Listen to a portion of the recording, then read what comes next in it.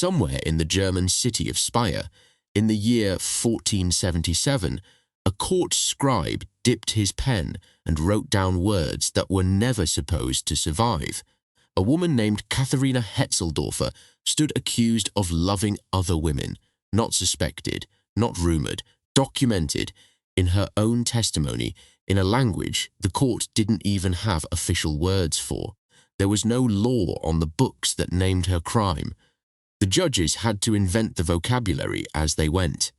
And by the end of her trial, Katherina Hetzeldorfer would be drowned in the Rhine. Her story is one of the only detailed trial records of its kind to survive from medieval Europe, and it raises a question most history classes never ask. What did it actually mean to love women as a woman in an age that barely had a word for you? To understand her story, you have to understand something strange about medieval law. Sodomy statutes across Europe, the ones that sent men to the stake, were built almost entirely around male bodies.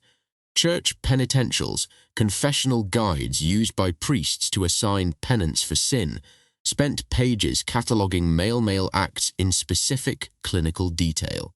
Women barely appear. When they do, the language gets vague, evasive, almost embarrassed. One of the earliest surviving references comes from the 10th century, from a bishop named Burchard of Worms, who wrote a penance for women who used what he called a certain instrument with another woman. He didn't know quite what to call it. He didn't know quite how to punish it.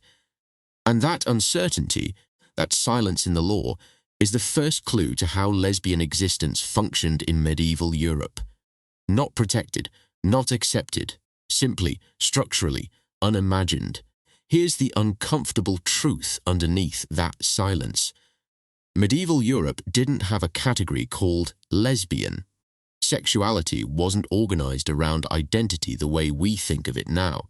It was organized around acts, and more specifically, around penetration, and even more specifically, around what a marriage was, legally and religiously supposed to produce, which was children under male headship, sanctioned by the church. A relationship between two women didn't fit into that machine at all. So in a strange, almost accidental way, love between women could sometimes slip through the cracks of a system that simply wasn't built to see it. Two women sharing a bed, sharing a life, sharing what neighbors might describe as a deep and unusual devotion could sometimes pass as spiritual companionship, as widowed solidarity, as sisterly closeness. The closet, in other words, wasn't always a door someone had to hide behind. Sometimes it was a shape society had failed to draw at all, but that gap in the law was not safety. It was a trapdoor, because the moment a woman's love for another woman became visible in the wrong way, the moment it looked like it was crossing into male territory, taking on the social or sexual role of a husband, using a device, dressing as a man, claiming a public identity that challenged gender itself, the silence broke. And when it broke, the punishment could be just as brutal as anything reserved for men. Katherina Hetzeldorfer's court records show exactly this. Witnesses described her as having lived and dressed in ways that let her move through the city as male in certain contexts. She had relationships with women who, according to testimony, believed at first that she might actually be a man.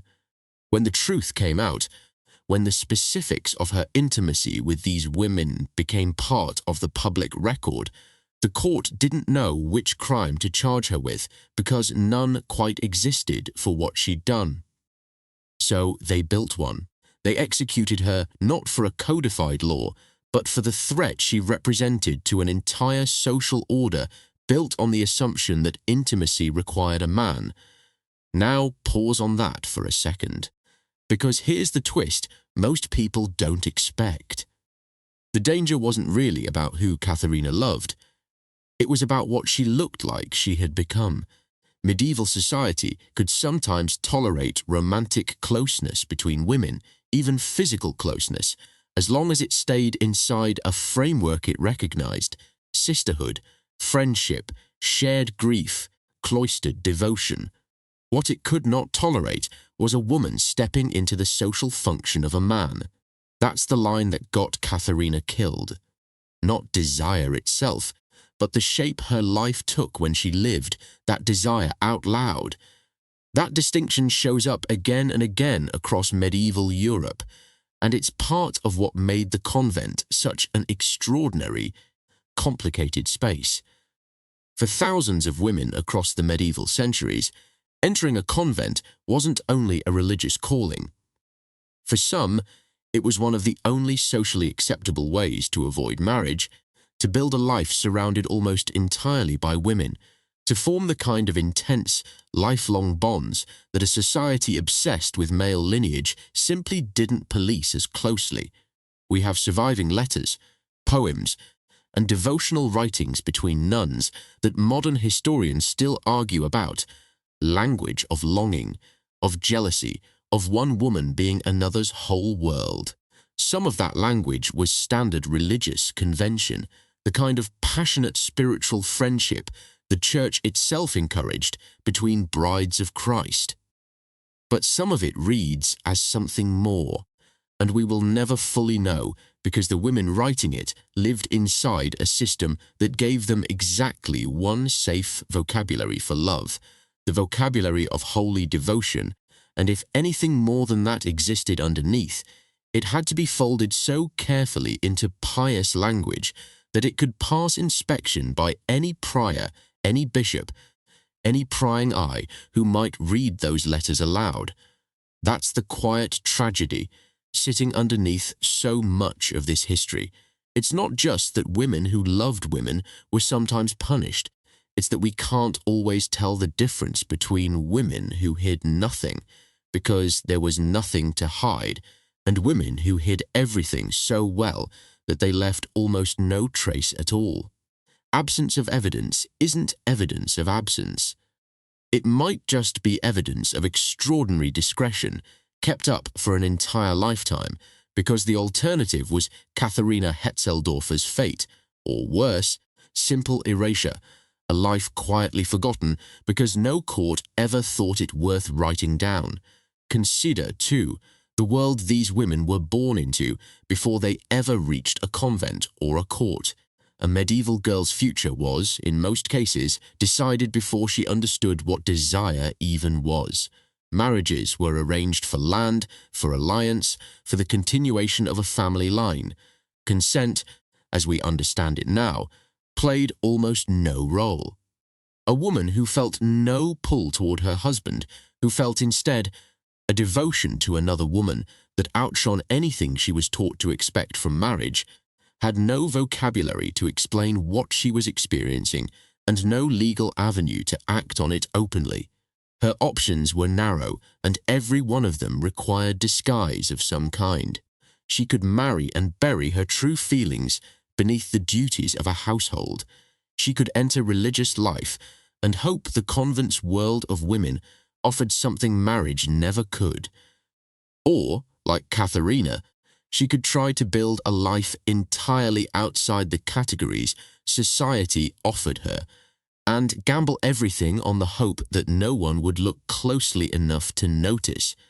There's another case worth knowing, from a very different corner of Europe, that shows just how strange and contradictory this history could get. In the late 13th century, a French romance called The Roman de Silence, and later legal and literary records from Flanders describe stories of women who lived as men, sometimes married other women, and were discovered only through extraordinary circumstance.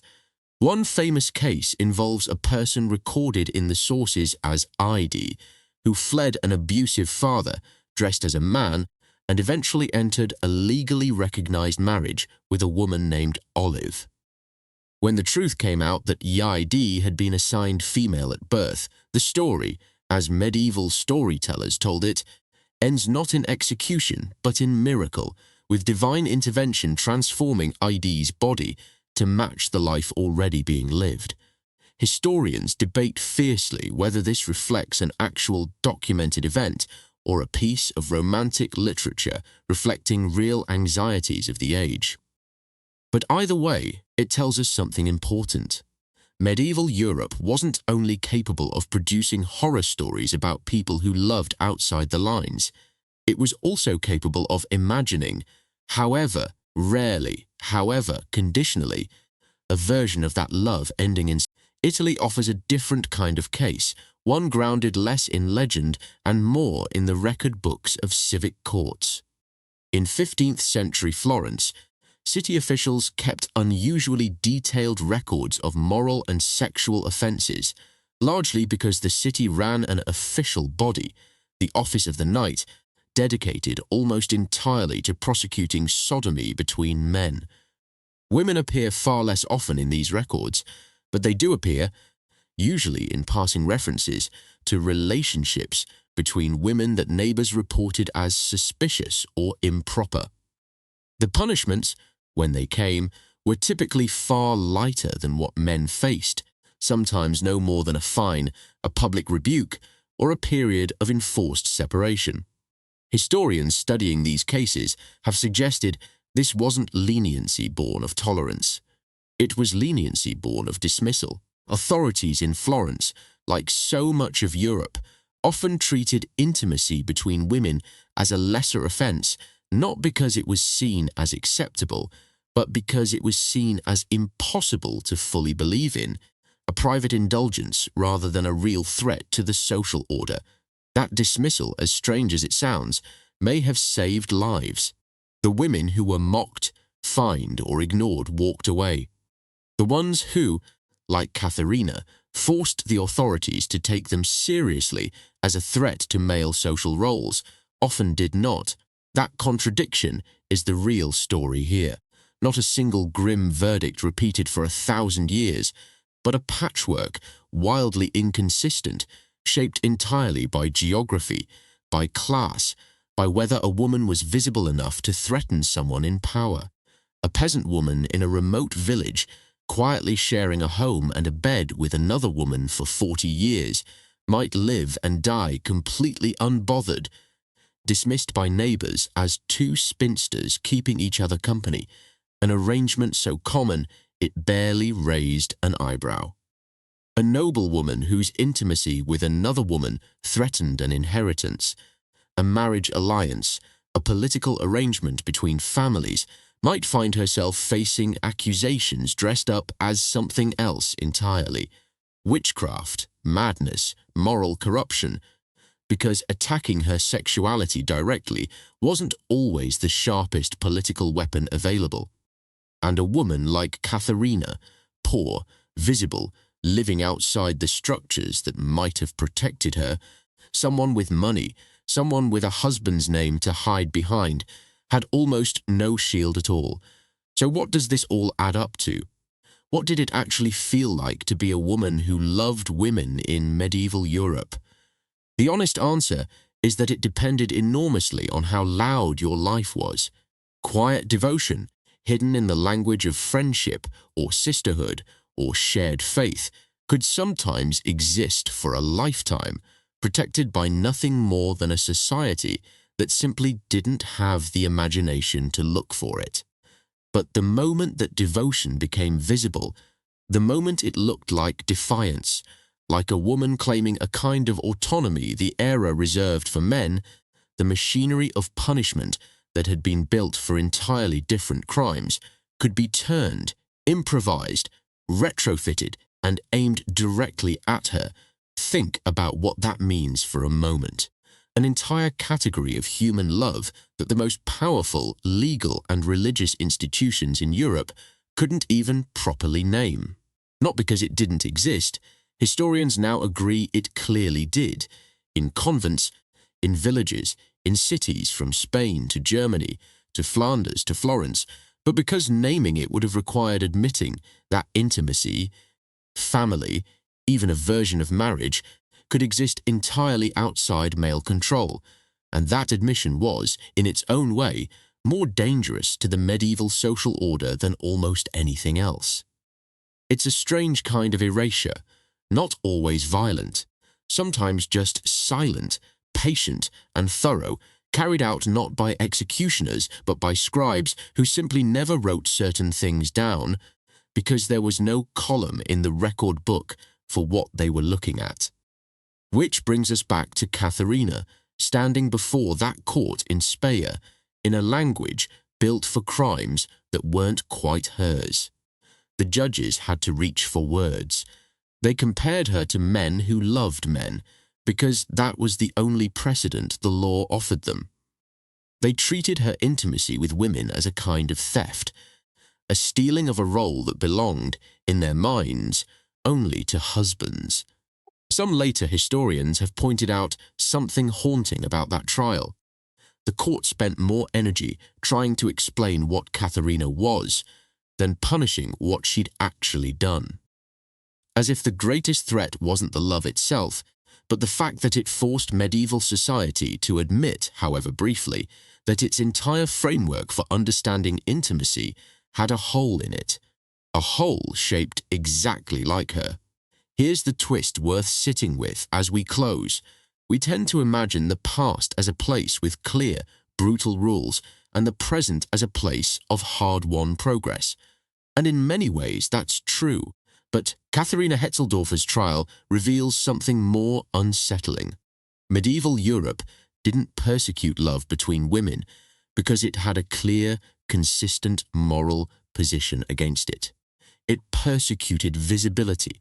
It persecuted the moments when that love refused to stay inside a shape the culture already understood, which means the real danger, then as now, was never really desire itself. It was what happens when a life becomes too specific, too undeniable, too impossible to fold quietly into someone else's story, somewhere in an unmarked stretch of the Rhine, the river that swallowed Katherina Hetzeldorfer more than 500 years ago still runs past the city where her trial took place. No monument marks the spot. Her name survives only because a frightened, uncertain court felt the need to write down a crime it didn't fully understand in order to punish it anyway. Most women like her left no record at all. They loved quietly, they died unremarked, and history simply closed over them like water. Perhaps that's the real lesson sitting beneath this story. Not that the past was uniquely cruel, but that erasure has always been quieter than persecution and far more effective. The women medieval Europe managed to silence completely. We will never know.